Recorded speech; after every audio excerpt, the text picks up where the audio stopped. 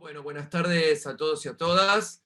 Bienvenidos nuevamente a este ciclo denominado OpenDC. Yo soy el profesor Gustavo Lento, profesor de la carrera de Diseño Indumentaria y Textil de esta universidad, de la Universidad de Palermo. El día de hoy vamos a estar trabajando a modo de introducción, un concepto que está últimamente aconteciendo en la moda, que se denomina la creación de híbridos o imágenes o looks híbridos, eh, para poder entender esta de pronto configuración que hoy la moda está atendiendo de manera profunda. Es una clase introductoria, es una clase de establecer los puntos de análisis, y claramente esta clase tiene que ver con problematizar el estudio de la imagen en moda. Por lo tanto, es una clase teórica, introductoria y de punteos, ¿sí? Es importante que entiendan que cuando la clase es introductoria, es posible que algunos contenidos se pasen por alto. Por lo tanto, bienvenidas son las preguntas que ustedes quieren hacer, porque seguramente a partir de alguna pregunta se puede llegar a abrir alguna nueva bifurcación sobre el tema que nos acontece el día de hoy. Las preguntas son bienvenidas, las pueden escribir en el chat mediante va sucediendo la clase. Es muy interesante recibir preguntas, hace que la clase sea más nutritiva y que de pronto se pueda hasta incluso profundizar algún tema. Insisto en este punto, al ser una clase introductoria, determina que las preguntas pueden hacer que algún tema se profundice más que otro, ¿sí? Si no hay preguntas, es posible que la clase quede tal vez en un estadio plano de algunas referencias que si bien les van a servir, pero que tal vez no se profundizaron. Recuerden que las escriben en el chat y una vez que yo termino mi presentación las voy a leer seguidas. La clase durará aproximadamente unos 40 minutos. En esos primeros 40 minutos voy a hacer ese recorrido que les comentaba recién. Entre esos 40 minutos haré algunas pausas muy livianas, como para que ustedes puedan escribir alguna pregunta y no se las pierdan, y puedan seguir prestando atención. Luego de esos 40 minutos, comenzamos la rueda de preguntas. Para poder hacer esta presentación de manera efectiva y que no se nos corte la señal y poder ustedes escuchar bien, yo voy a apagar mi cámara para, bueno, no ejercer tanta presión en la red, eh, y poder ustedes ver la presentación sin ningún tipo de inconvenientes. Así que si les parece bien y estamos todos listos, comenzamos con la presentación del día.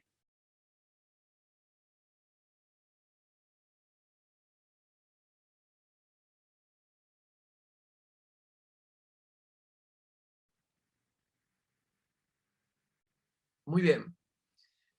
Lo primero que tenemos que configurar el día de hoy y trabajar es determinar el primer estadio de qué es un look.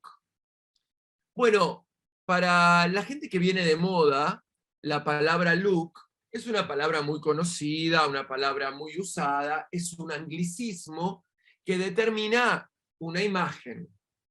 Se reemplaza la idea de look por una imagen. Fíjense que acá ya la cosa empieza a problematizarse en serio, porque si un look es una imagen, esa imagen tiene entonces categorías de estudio donde se determina de pronto estética, composición, arte, sociedad, cultura. Una imagen es la contingencia de muchas profesiones. La mayoría de todas ellas son profesiones que determinan la problemática de la idea de una imagen. Cuando venimos hacia la moda o hacia el diseño de indumentaria, dividiendo bien estas atmósferas, podríamos decir que la especialidad de los diseñadores de indumentaria es la creación de imágenes vestimentarias. Y la creación en moda es la creación de imágenes vestimentarias que actúan en el marco del mercado, de la negociación, de la venta. Tanto diseño de indumentaria como diseño de moda tienen entonces el menester de la creación de imágenes a partir de determinados componentes. Si han pasado por mis clases, saben que el estudio de la imagen es la representación de determinadas percepciones. Esas imágenes creadas, que son en realidad síntesis de percepciones humanas, hacen que se entienda que eso que vemos, esa imagen vestimentaria, responde a una síntesis. Y esa síntesis en el diseño de indumentaria y la moda tiene significantes como arte, cultura, sociedad, diseño, donde el diseño le otorga a esa imagen una serie de significantes muy poderosos, como el estudio de los materiales, como el estudio de las siluetas, como el estudio de las tipologías, las prendas de vestir. Por supuesto, el centro nuclear de la problemática de una imagen vestimentaria está en los cuerpos, en esos cuerpos que tanto la indumentaria como la moda va a vestir.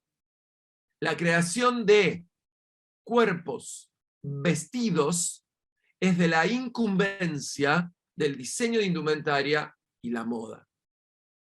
Y fíjense, queridos alumnos y alumnas, esa incumbencia es ciertamente semiológica, lingüística, social, cultural y artística. Porque la creación de una imagen tiene el cruce de todas esas áreas de conocimiento que están determinadas en sí por ese tipo de relación, a veces tensa, a veces amigable, a veces muy esfumada, que hay entre esas disciplinas a la hora de poder crear una imagen. La imagen vestimentaria, es decir, look, es en sí la problematización del objeto de estudio que poseemos quienes somos diseñadores de indumentaria. Problematizar ese objeto de estudio es en sí estudiar el problema del cuerpo ante la acción de vestirse. Y cómo esa acción de vestirse está determinado por algunos factores que tal vez trataremos de recorrer el día de la fecha.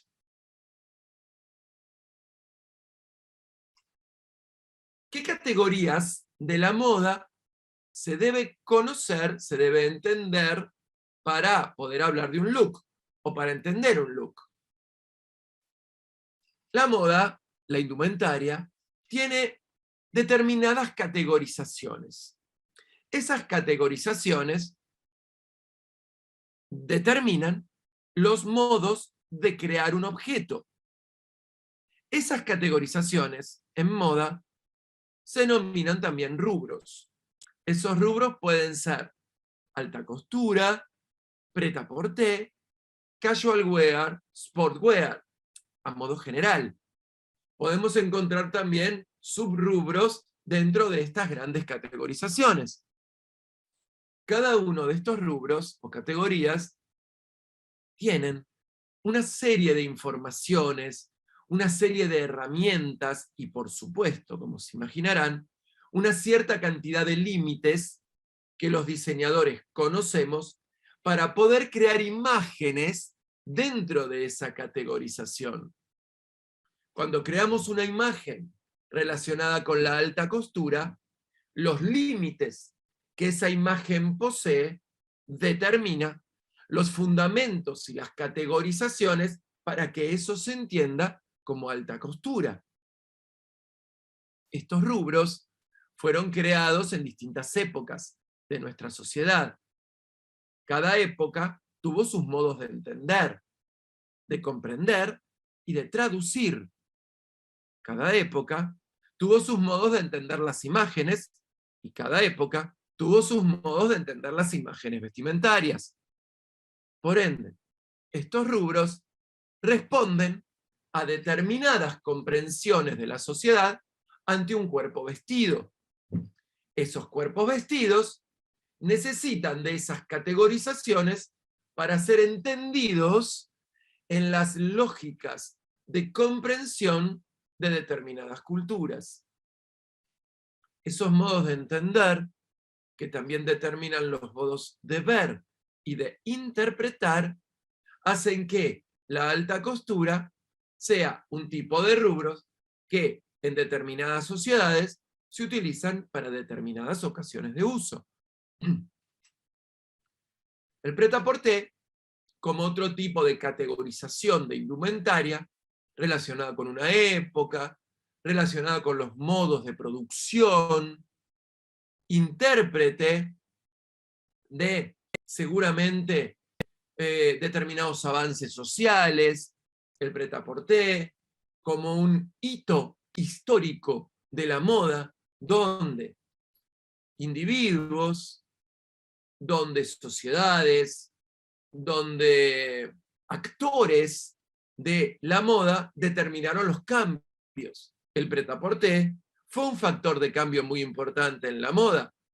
Factor de cambio que, como se imaginarán, estimados amigos y amigas, ya estaban siendo actuados por la sociedad. El prêt-à-porter fue, en todo caso, la representación de un cambio que ya en la sociedad estaba habitando. El prêt-à-porter, como categorización, o el ready to wear, como les guste a ustedes llamarlos, interpreta determinado modo de vestir en donde existe un límite. Esos límites son el tipo y protocolo de códigos vestimentarios dentro de esa categoría. Alta costura y prêt-à-porter son entonces tipos de fundamentos donde los diseñadores nos agarramos para poder tener códigos de interpretación sobre los distintos modos de ocasión de uso de los cuerpos vestidos de determinadas sociedades.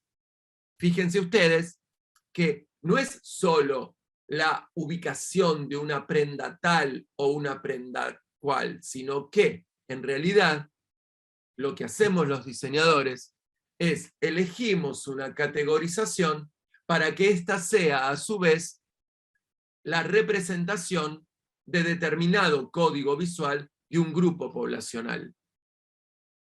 El casual wear, del mismo modo, establece una categorización de imagen donde la sociedad, con nuevas pautas, distintas evoluciones, distintas relaciones interpersonales, en donde los modos y las ocasiones comenzaban a cambiar, a saber, el trabajo, a saber, las pautas que hacen a conductas sociales, desde la construcción familiar hasta las pautas de relación interpersonales de determinadas sociedades, tienen como representación de imagen vestimentaria el casual wear. Casual wear, que también trae sus límites y también trae sus códigos, traen también modos de producción. Alta costura, prêt-à-porter, casual wear, además de poseer características que hacen al imaginario visual de la moda, traen también otros modelos de prácticas de producción, como así también el avance de distintas tecnologías. Tecnologías que claramente van a ser útiles para la producción de esos objetos, a gran escala, a mediana escala. Claramente, la categoría de un rubro vestimentario, que es la que debemos conocer para poder entender un look, porque en todo caso, si look es imagen vestimentaria y estamos diciendo que todo aquello que es vestimentario responde a categorizaciones, siendo estas modos de representación de los códigos vestimentarios de determinados grupos poblacionales, tenemos que entender que un look, una imagen, tiene como condimento, como esencia, el conocimiento profundo de estas categorías. Cuando se estudia diseño de indumentaria, estas categorías se presentan con, digamos, bastante elocuencia, y por supuesto la historia de la moda como la historia del arte enseñan a entender en profundidad estas categorizaciones. Claramente, atrás de una categoría, atrás de determinado fundamento que organiza las pautas de estudio y de problematización de la imagen vestimentaria, tenemos que empezar a entender el estereotipo y el look. ¿Qué categoría o qué relación hay entre ellos? Podríamos pensar, como dije hace un instante en esta clase, que un look es una imagen vestimentaria, pensada por diseñadores profesionales que piensan el cuerpo vestido. ¿El cuerpo de quién? De determinados grupos poblacionales. Ese cuerpo tiene una instancia conceptual donde entendemos el cuerpo como el lugar, como la geografía, donde se instala todas las memorias ancestrales que llevamos sobre el concepto de nuestra propia humanidad, donde se inscriben nuestras pautas culturales, nuestras pautas sociales, nuestros modos de sentir y nuestros modos de ser. Nuestros cuerpos, que son en realidad el manifiesto más claro y concreto de cómo la sociedad entiende el modo de la existencia humana, es el carácter de estudio principal del diseño de indumentaria y del diseño de moda. Vestimos cuerpos. Esos cuerpos van a tener una imagen.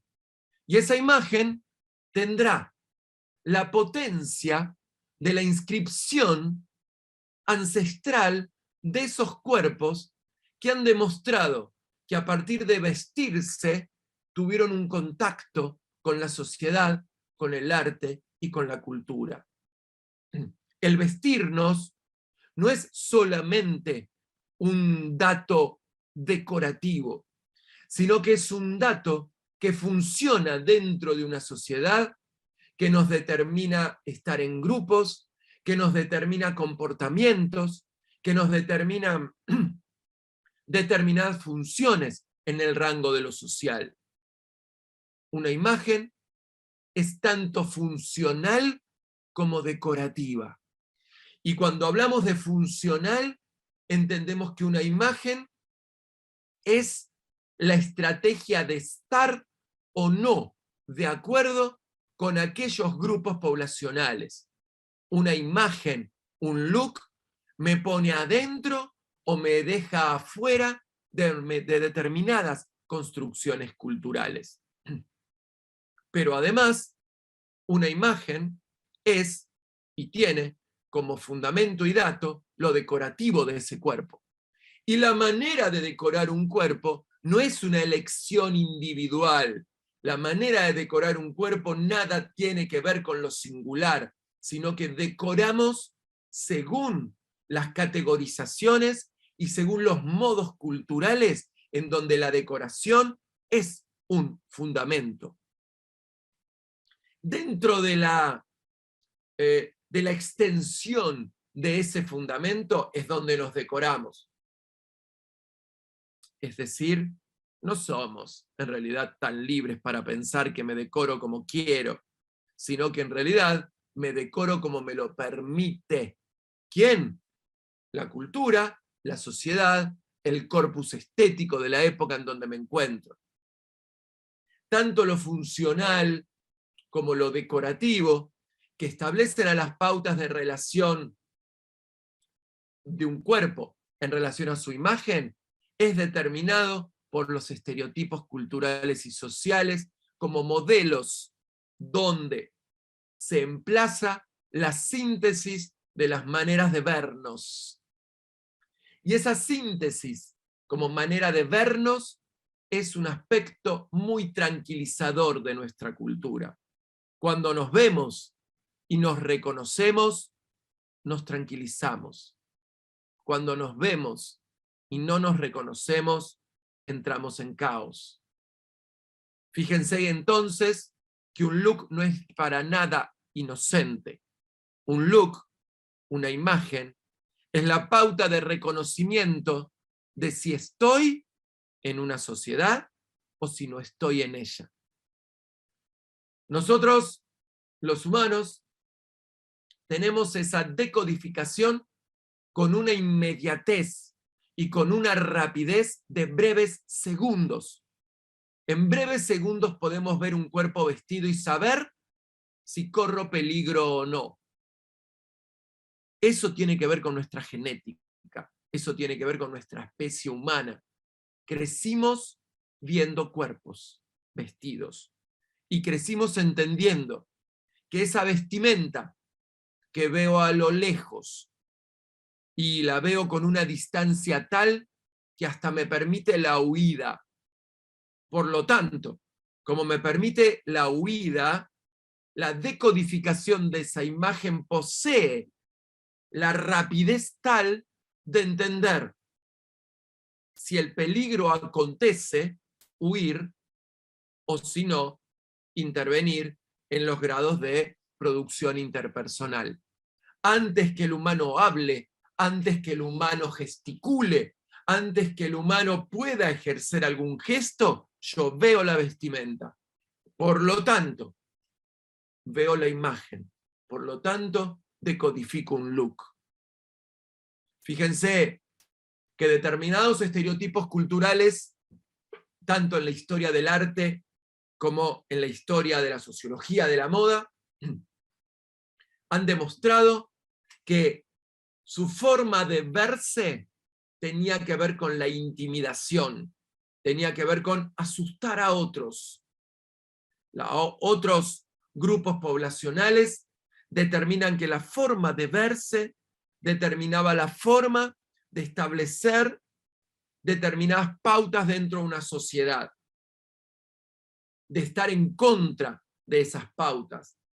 Muchas tipologías, muchas prendas en la historia de nuestra profesión han surgido provocando sistemas, como las minifaldas, como las botas, como los tacos, como incluso como pautas de dominación de determinados grupos poblacionales, como el corset, como los polizones. Por lo tanto, fíjense que no hay imagen inocente. ¿Por qué? Porque en tanto esa imagen represente un colectivo, y ese colectivo esté dentro de las pautas sociales y culturales de determinadas épocas, es condición entonces de traducción, de interpretación e incluso, por supuesto, de análisis. ¿Qué nos comunica un look? Claramente, nosotros, los que estudiamos indumentaria y trabajamos en moda, sabemos que el vestirnos es una acción, podríamos pensar ficcional, no establece códigos directos como es el lenguaje verbal. Sabemos que el vestirnos está dentro del lenguaje no verbal, por lo tanto, arbitrario, simbólico, y sabemos que la manera en que nos vestimos es la manera en que a los otros les comunicamos nuestro cuerpo vestido. Y ese cuerpo vestido tiene las características simbólicas y metafóricas de quien me estoy mostrando en ese momento. Esa variabilidad de la elección psicoemocional que hago mostrando mi cuerpo vestido, que es una condición originaria, es de por sí ambivalente, porque está en la relación de cuánto tapo y cuánto destapo, de cuánto cubro y de cuánto descubro. Por lo tanto, en esa ambivalencia y en esa paradoja de cuerpo desnudo, cuerpo vestido, me represento a mí mismo desde determinados códigos que de por sí sabemos que son arbitrarios, pero que sí son simbólicos y que representan construcciones culturales y sociales. Cuando veo un cuerpo vestido, veo la síntesis de la percepción de una persona, de un grupo poblacional, de un humano que decide contarse a partir del lenguaje no verbal. Esa simbolización tiene que ver con un tipo de significante, la forma en que los objetos son habitados por nosotros y se tornan entonces en un nombre que denominamos indumento. Y ese objeto que cuando estaba en mi placard, en mi closet, en mi ropero, era un objeto inerte, una cosa, una camisa, una falda, un pantalón, una chaqueta, una campera, cuando la habito con toda mi humanidad y mi esencia, animo y le otorgo a ese objeto inerte, a ese ente, la capacidad, en todo caso, que tenemos los humanos, que es de emocionar, de simbolizar, de categorizar y, por supuesto, de interpretar. Cuando hablamos de un cuerpo vestido, hablamos de una serie de asociaciones directas e indirectas. Asociaciones directas que tienen que ver con grupos poblacionales. Asociaciones indirectas que tienen que ver con cultura, sociedad, ídolos, mitos, ritos, leyendas, hasta incluso mascaradas, personajes. Nos vestimos porque vemos un reflejo de nosotros mismos. Y ese reflejo, en determinadas ocasiones, me interpreta. Y esa interpretación es múltiple, no es una sola. En nuestros roperos, en nuestros placares, en nuestros closets, tenemos una serie de significantes que nosotros, cuando los combinamos, le otorgamos una narrativa. Esos significantes actúan de modo poderoso sobre el tipo de interpretación que comunica un look. No solamente comunica una onda o una tendencia, sino que un look determina una conducta. Y esa conducta es psíquica, social, cultural y física. Y esa conducta, que podríamos pensarla en un modo de caminar, en un modo de mirar, de gesticular, de hablar, de proceder, de accionar. Aquí es donde el refrán del hábito hace al monje, podríamos comenzar a estudiarlo y a profundizarlo. Pero lo que sí nos queda claro, que desde lo que dijimos anteriormente, si el código de interpretación de un cuerpo vestido es tan inmediato, tan veloz, más rápido que la palabra, más rápido que la sirena, más rápido que cualquier otro mensaje, es el más ágil que entendemos, y además, ¿saben qué? El que más capacitado estamos para ver, y el que más rápido podemos entender. He aquí, estimados alumnos y alumnas, colegas que están hoy aquí participando de esta humilde clase, entiendan entonces la problematización de los diseñadores de indumentaria ante una identificación tan fácil de entender por todas las poblaciones a nivel mundial y tan difícil de generar porque justamente esa facilidad de interpretación demanda un estudio muy profundo de los códigos vestimentarios e posibles interpretaciones que los otros harán de las creaciones de esos looks. No es la interpretación de un look una pauta única de los profesionales, estetas o diseñadores, sino que todo el mundo tiene esa cualidad de interpretación. Por ende, ¿qué comunica un look? Comunica al humano en un cuerpo vestido, y ese cuerpo vestido dentro de una serie de usos y costumbres determinados por las pautas sociales y culturales. Hago entonces el primer stop de la clase, breves segundos, me tomo un traguito de té para que ustedes puedan comenzar a escribir sus preguntas.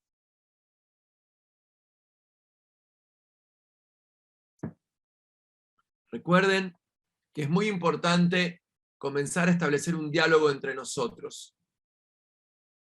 Lo maravilloso que tiene esta universidad con estas posibilidades de los OpenDC es abrir nuestras aulas a un público que no conocemos, que no son nuestros alumnos, pero que algún interés hay, estimados y estimadas, para que estén un viernes a las casi 6 de la tarde presenciando esta clase, y no estar de pronto tomando una cerveza con sus amigos. Algo hay en ustedes que determina que estén aquí. Por ende, esta es la posibilidad de preguntar, de aprovechar un profesor que esta universidad abre las puertas para establecer un diálogo. Bueno, no veo que se esté moviendo mucho el chat, por ende me causa una tremenda decepción. No lo abro, yo veo ahí la cantidad de numeritos que hay. Bueno, continúo entonces con lo que podríamos llamar otra de las preguntas fundamentales que hacen al look. Bueno, habiendo entendido entonces la problemática de la imagen, un recorrido, estimados y estimadas, rapidísimo, lo presenté en una velocidad jet total, velocidad crucero. Por ende vamos a entender un poco la cuestión de lo híbrido. Bueno, podríamos decir que híbrido está dentro de una posible interpretación que significa no definido. Híbrido es sin un fundamento estricto. Híbrido es con laxitud de definición. Híbrido puede ser la combinación de componentes opuestos. Híbrido puede ser la ruptura y el quiebre de fundamentos estrictos. Por ende, podríamos decir que en donde la palabra híbrido acontece, ciertamente hay algo que se estaría quebrando. Las macrotendencias, como pautas sociales, culturales, de acciones, de ocasiones y usos de determinadas poblaciones, las macrotendencias que se presentan en el rango de un análisis social de las acciones que esta sociedad hace rato empezó a contarnos que las fronteras estaban borrosas, que las definiciones no eran tan claras, y que las pautas que ordenaban a la sociedad en otras épocas habían empezado a quebrarse. Acciones, costumbres, modos de relación habían sido penetrados por las redes sociales y por el avance de las tecnologías reticulares. Y estos avances determinaron claramente distintos modos de conectarnos, distintos procedimientos en donde los fundamentos habían sido en todo caso quebrados, y en algunos casos con pautas y fronteras que empezaban ya a borrarse. Una sociedad en donde las fronteras culturales, las fronteras que ordenaban los modos de relación, las pautas y las costumbres, que empezaron a verse quebrantados esos modos, empezó a entender que la confluencia de algunas posibilidades de ser y existir empezaban a generar hibrideces en el rango de los cuerpos, en el rango de la sociedad, en el rango de la cultura. Familias, género, sexo, política, ideología, nada era tan claro como en otras épocas. Las fronteras borrosas determinaron combinaciones sincréticas y ecléticas que hacían a las pautas de una sociedad. Por ende, si seguimos la línea de mi clase del día de hoy y dijimos que un look es la imagen de un cuerpo vestido, y este cuerpo vestido es la representación de percepciones culturales y sociales, pero también decimos que la sociedad había comenzado a cambiar y que había comenzado a establecer distintos modos que quebraban los fundamentos ordenadores que ya la modernidad había presentado y que de pronto la posmodernidad había comenzado a quebrantar y la hipermodernidad ya los había prácticamente desechado, podemos entonces entender que la hibridez presentada hace unos instantes es en realidad la consecuencia de aquellas pautas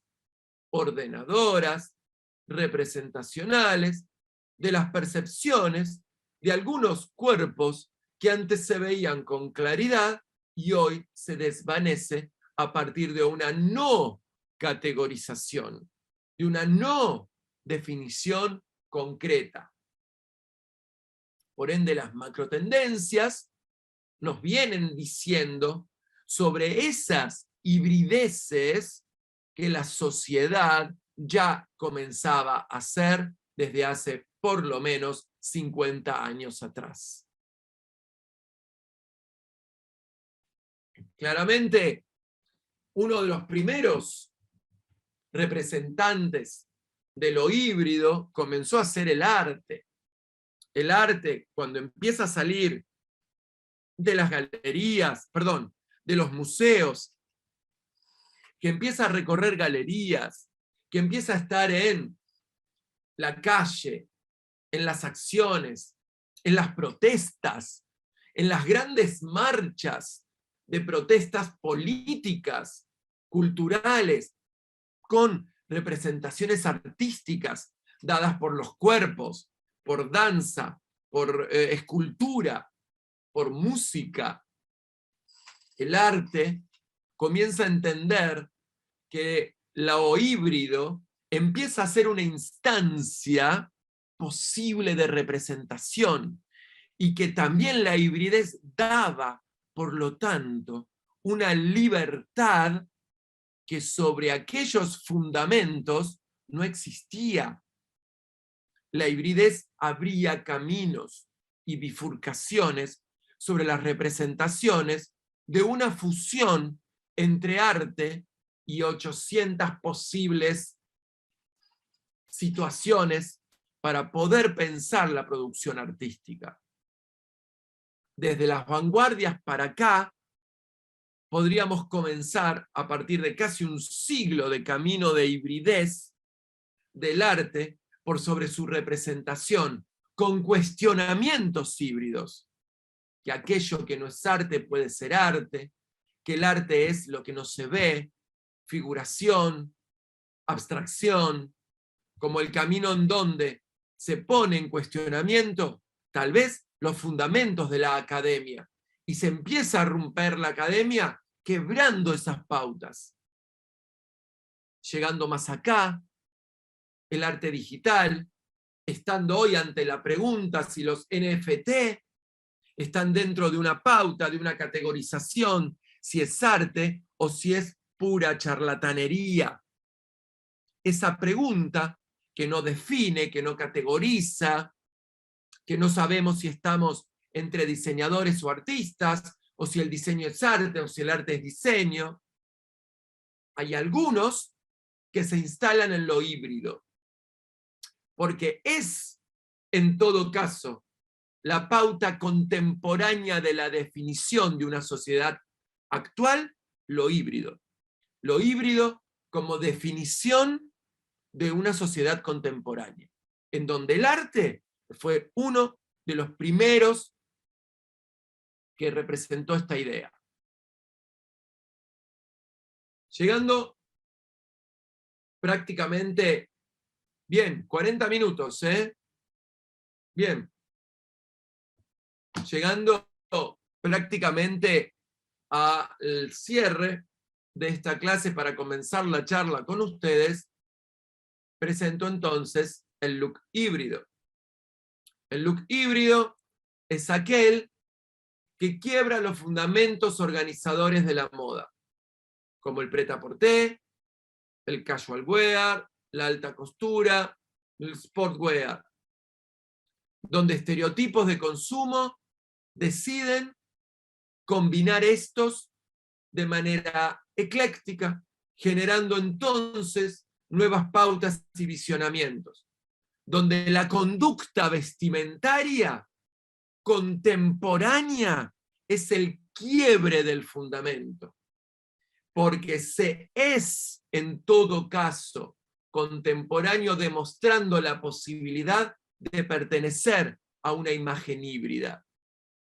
Pero en realidad, esa imagen híbrida, que se puede pensar desde la moda, abre también un modelo de comercialización, abre un modelo de colección distinta, abre un modelo de intervención sobre los colores, sobre las texturas, sobre las tipologías muy distinta al que era antes, abre las posibilidades a determinadas tradiciones, a determinados campos de representación anquilosados, a moverlos, a dinamizarlos a partir de este concepto de hibridez.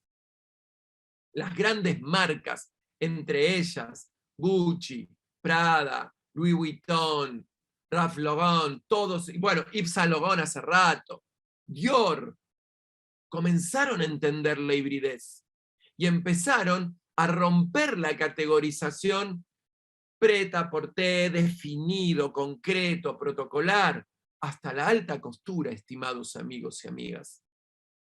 La hibridez surge como una pauta de libertad hacia los fundamentos categóricos. La no definición como la no definición de nuestros cuerpos, de nuestros géneros y de nuestras culturas. La hibridez como un modo político, como un modo ideológico, en donde se instalan las representaciones vestimentarias. La hibridez como pautas culturales. La hibridez como la búsqueda de lo humano hacia otra, en todo caso, categorización. Porque les quiero decir que la verdadera paradoja es que cada libertad ganada genera una nueva categorización. Por ende, estimados alumnos, estimadas alumnas, cada libertad es una nueva dependencia. Entonces hoy, lo híbrido forma parte de la tendencia, del look dominante, de las estéticas de relación personal e interpersonal, seguramente de las posibilidades de poder generar un híbrido o no poder generarlo. De todas maneras, para quienes estudiamos moda e indumentaria, es muy complejo diseñar un híbrido, muy, extremadamente complejo, porque cada prenda para nosotros es un significante. Y si ese significante está cargado de huellas, símbolos y herramientas que a su vez se van a combinar con otros, cada cuerpo vestido es, casi diría, un lenguaje polifónico y dodecafónico que debemos en todo caso los diseñadores generar determinadas armonías. 6:15, por ende, estoy llegando prácticamente a la presentación de la clase teórica. Quiero dejarles a quienes no me conocen mi Instagram, que es Gustavo Lento, el Instagram del proyecto, que tengo en la Universidad de Palermo, que tengo en México, con la gente que trabajo de Chile, de Uruguay, de Colombia, de Ecuador, que es el proyecto Lento Moudon. Mi Facebook, Gustavo Lento, si quieren ver trabajos, si quieren ver, hay una cantidad de álbumes desde 2000, creo que 12, 11 hasta el día de hoy. Mi mail, que es el que utilizo prácticamente solo para lenguaje profesional. Por lo tanto, Gustavo Lento o Lento Modeón me van a encontrar sin ningún inconveniente. ¿Qué van a ver ahí? Van a ver las publicaciones de los OpenDC, van a ver trabajos de los proyectos que llevo adelante, van a ver los cursos nacionales e internacionales que dicto, y vamos a estar en permanente contacto. Por lo tanto, estimados alumnos y alumnas, voy entonces a cerrar la presentación y vamos a abrir a la rueda de preguntas. Voy a poner un ratito la cámara, así no queda como tan vacía la clase, ¿no? Bueno, yo todavía tengo la necesidad de ver rostros, no sé qué les pasará a ustedes. A pesar que pandemia nos acostumbró a oír bastante, ¿no? Fue muy interesante cómo los cambios de la pandemia generó un sentido auditivo mucho más refinado que se había perdido. Porque con el tema de apagar las cámaras y tomar clases como si fueran radios, resultó muy interesante, muy, muy interesante, de mucha concentración. Yo tengo alumnas que el día de hoy que toman clases en un bar, algunas en su trabajo, con lo cual la concentración es doble, ¿no? Es mucho más de la que se ejerce en un aula, que a veces hay como muchas más pautas distractivas. Bueno, nada, veamos el chat.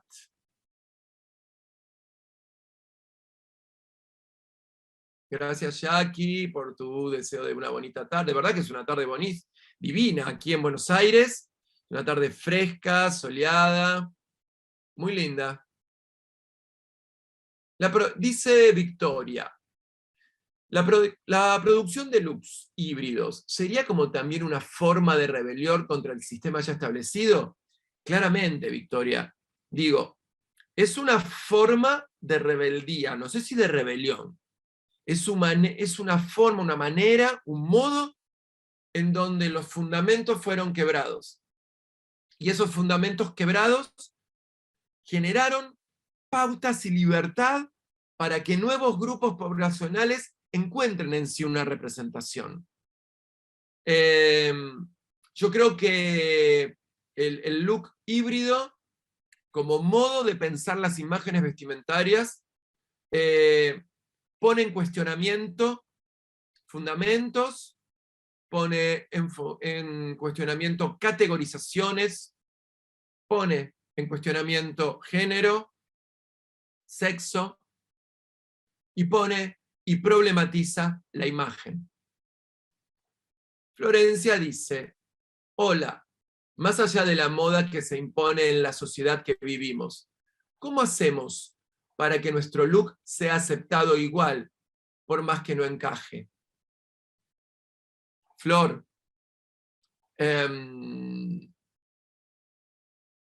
hasta lo que no encaja está pautado.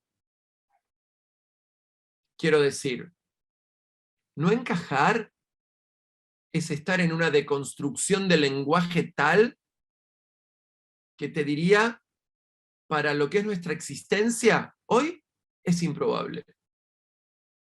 Así como no entrarás o no entrarán en algunas cuestiones estereotípicas, entrarán en otras. Es decir, lo híbrido, como respuesta a la ruptura y podría decir del desvanecimiento de los fundamentos de la moda, establece también otros grupos en donde sí ahí empieza a ser un código de interpretación factible. Yo soy de la idea que nada desencaja. Creemos que desencaja, pero no tanto. Para que eso suceda, tal vez la ruptura social y cultural debe ser mucho más alta. Fíjate, estimada Florencia, que cuando no encajamos con la imagen, se nos teme o se nos tilda de locos. Un loco. Pero eso, que es como ves, no creo que veas distinto a eso, por más liviana, por más que hayas trabajado fuertes tus prejuicios, significa con los modos de interpretar en Occidente. Y esos modos de interpretar, tal vez sea, como dice Derrida, que somos todo texto, y que ese texto es en realidad el que hoy deberíamos de construir. Es decir, deconstruimos modos de interpretación. Difícil, ¿no? Porque la verdad que aprendimos a ver así. Entonces digo, ese modo de ver hasta incluso te instituyó a vos a decir, allá, ese cuerpo vestido me puede transmitir peligro y aquel cuerpo vestido me transmite fuera del tarro. Hace una diferencia para no verte igual al resto. Dice Majo, ay sí, yo agradezco estas charlas. Estoy lejos, si no serían inalcanzables. Me adapté a escuchar. Sí, Majo, tal cual, tal cual. Sí, sí, es verdad. Yo creo que es una oportunidad maravillosa y yo lamento muchísimo quien no pregunte, porque después si vos querés que yo te responda una pregunta, o tenés que ser alumna de la universidad, o tenés que pagar mis cursos privados. Y esta es una posibilidad de charla muy, muy interesante. Digo, y no aprovecharla, bueno, yo la aprovecharía, la verdad. Tal cual, Majo, nos acostumbramos a escuchar. ¿Se podría decir que la moda híbrida es nuestro futuro? La moda híbrida está siendo, Gracie. Está siendo. No sé el futuro. ¿Y sabés qué? No me preocupa nada el futuro. Estoy muy atento al presente. Y en el presente es híbrido. Los looks inspiracionales de cada diseñador serán híbridos para ser vendibles. Claramente, Jackie, tenés cierta cosa de razón. La hibridez generó nuevas pautas de mercado, aperturas, ¿viste? Digo, ya las tiendas que son 100% prêt-à-porter, bueno, ¿viste? Hay, claramente. Pero se abren cada vez más. Se abren a consumos híbridos, digo, ¿no? Dice Victoria, lo pienso también más que nada en la alta costura. Ya casi nadie la hace como tal debido a todas las reglas que la categorizan como lo más artístico en la moda. Pero también está la necesidad de apuntar a la moda como arte. Entonces, el look híbrido es una puerta hacia eso. Claramente, Victoria, muy buena idea. Muy buen comentario, te lo agradezco un montón. Sí, Victoria, incluso en la alta costura empieza a aparecer la hibridez, ¿viste? Digo, fíjate cómo, hablemos de alta costura en el sistema local, en algo como más chiquitito, que puede ser nuestras conductas sociales. Mañana vos tenés un casamiento donde tenés que ir de lo mejor que puedas, te haces un tremendo vestido, y tal vez para abrigarte, hoy te pones una campera rocker, de cuero. Y estás a tono, estás totalmente a tono. No estás siendo una persona enajenada que está creando una pauta que no va. Esa campera de cuero es la que reemplazó el famoso chal, la estolita de piel. Es decir, entró la campera de cuero digna del sportwear, casual wear, a una fiesta de un tremendo vestido de eh, guipure, eh, elaborado con brocato y puntillas. ¡Pac! Te metés la camperita de cuero, salís de la fiesta, te calzás unas zapatillas estupendas y estás lista. Entonces digo, fíjate cómo la hibridez funciona también en los modos de entender y ser. Nuevo consumidor híbrido. Pero claro, Majo, fíjate que la hibridez ya estaba desde antes en nuestros placares. Yo no creo que nosotros tenga todo un placar prêt-à-porter, todo un placar alta costura. Tenemos, ¿no?, como unas combinetas rarísimas que ya en nosotros había funcionado esa ruptura de la pauta categórica de la moda. Sharon dice, Sharon es una de las docentes de mi equipo. Hola, Sharon. Buenas, Gus. ¿Podrás comentar algunos de los ejemplos de híbridos que no sean de indumentaria para analizar? Me interesaría estudiar más cerca de esto y lo que vimos en cursada por fuera de la charla. Sí, Sharon, nosotros, por ejemplo,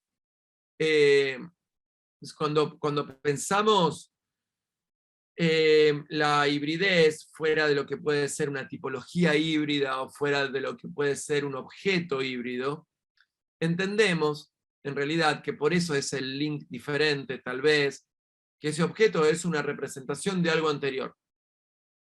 En todo caso, ese objeto, hasta podríamos pensarlo así, mira, Sharon, en todo caso, ese objeto es como el último de los procedimientos de algo que sucedió antes. ¿Dónde sucedió eso antes? Sucedió en el arte. Te voy a decir esto, mira, epistemológicamente hablando, lo híbrido comenzó a suceder en las creencias y en lo metafísico, que luego salta para ser pensado por la ciencia, y luego es pensado por el arte. O tal vez, de manera epistemológica, el mito, el arte y la ciencia como el lugar en donde se instala un saber. Desde lo mítico, nuestra humanidad empezó a entender que los fundamentos que las religiones nos demandaban empezaban a tener otras conductas. Entonces, de pronto, alguien que profesa religiones fundamentales, con reglas y morales constituidas, con pautas de hibridez. Personas que de pronto pertenecen a religiones judeocristianas que leen el horóscopo, o que practican cuestiones budistas, o que sincretizan lo católico con otras cuestiones. Y ni qué hablar sobre los modos metafísicos. Cuando el arte ve que esto sucede, comienza entonces a entender que la representación artística, consolidada en pintura, escultura, grabado, era quebrantado a partir de otras configuraciones distintas, y al menos que no tenían que ver con eso, o la confluencia de eso, o incluso hasta el nivel de decir, mi idea es el arte, el objeto tal vez ni lo representa. Por lo tanto, fíjate cómo podríamos decir, siglo XX, siglo XXI, son los siglos de las conductas híbridas, donde de pronto vos hoy comés algo y lo que comés se te vende como si fuera un remedio. Eso es un híbrido. Antes comías cosas ricas, hoy comés con vitamina C, calcio, magnesio. y te resulta, ¿no? Habitual. Entonces digo, fíjate, ¿no? Un ejemplo cotidiano, vas y te compras un Actimel, y ahí la verdad que no te dicen es rico, de sabor naranja, de sabor a frutas, parece que comes un heladito. No, calcio, magnesio, defensas, ¿no? Entonces digo, ahí aparece una fusión, una ruptura del fundamento rico al fundamento medicamento y hace saca, ¿no? Machea, generando un híbrido. Y estás lista para entender los híbridos, Sharon, porque es por ahí. Tenemos posibilidad en todo caso, querida Sharon, de trabajarlo personalmente, ¿no? De charlarlo, de leer textos, de estudiarlo. Mucho más porque fuiste mi alumna y sos una de las docentes de mi equipo, así que maravilloso, podemos seguir estudiándolo, Sharon. Victoria nos dice entonces, me recuerda mucho a De Magsalia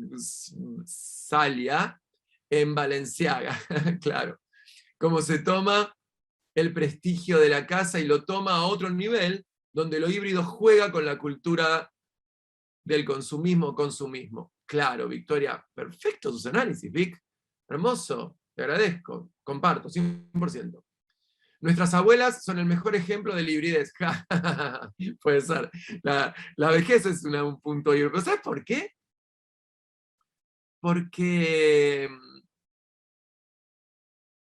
pensándolo con vos, Majo, creo que en la vejez, en la adultez y la vejez aprendemos a que los fundamentos son como una ficción necesaria, pero no son verdad.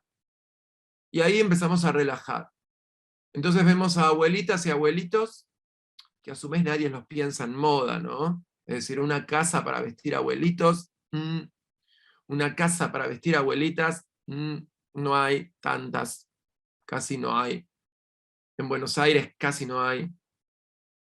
Por ende, una abuelita que tal vez tiene problemas para trasladarse, para caminar, tiene que ir a una tienda de prêt-à-porter o de casual, de señora, ¿no? Y tal vez no encuentra talle, no encuentra forma de, ¿no? Digo, hay todo un tema ahí, con lo cual los abuelitos y abuelitas se visten como pueden, con lo que tienen cerca, con lo que usaron, con lo que le dieron, con lo que le hizo la modista y hacen un look híbrido estupendo. Buenísimo, Sharon. Me alegro que te haya quedado claro. Bueno, amigas y amigos, llevamos una hora de clase.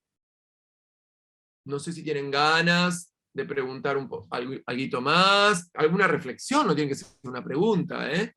Me tomo un sorbito de té. ¿Qué les pareció la clase? ¿Estuvo bien? ¿Se sintieron cómodos? ¿Sintieron que pueden establecer nuevas preguntas? ¿Salen con alguna reflexión de esta clase? Muchas gracias, Valeria. Muchas gracias. Ah, gracias, Mili. Muchas gracias. Te extrañamos, Mili, por el proyecto. Bueno, Max, muchas gracias. Sos muy amable, muy generoso. Genial, súper claro. Bueno, muchas gracias, Jackie. Bueno, ¿cerramos entonces? ¿Comenzamos el viernes? ¿Empezamos a estar muy viernes? Bueno, muchas gracias a todos, muchas gracias a los... Cierro el chat, ¿sí? Muchas gracias a los OpenDC, muchas gracias a la Universidad de Palermo, Lila, quienes me acompañaron hoy en esta clase. Los veo en todo caso en los próximos OpenDC, en los cursos. Escuchen, el 26 de mayo, jueves 26, a las 18 horas, voy a estar en un networking de la universidad con Anabela Verguero, que fue exalumna, ex docente, está viviendo en Estados Unidos, con lo cual estaría buenísimo que estén, que vengan. Gracias, Lila. Muchas gracias. Nos vemos en los próximos OpenDC.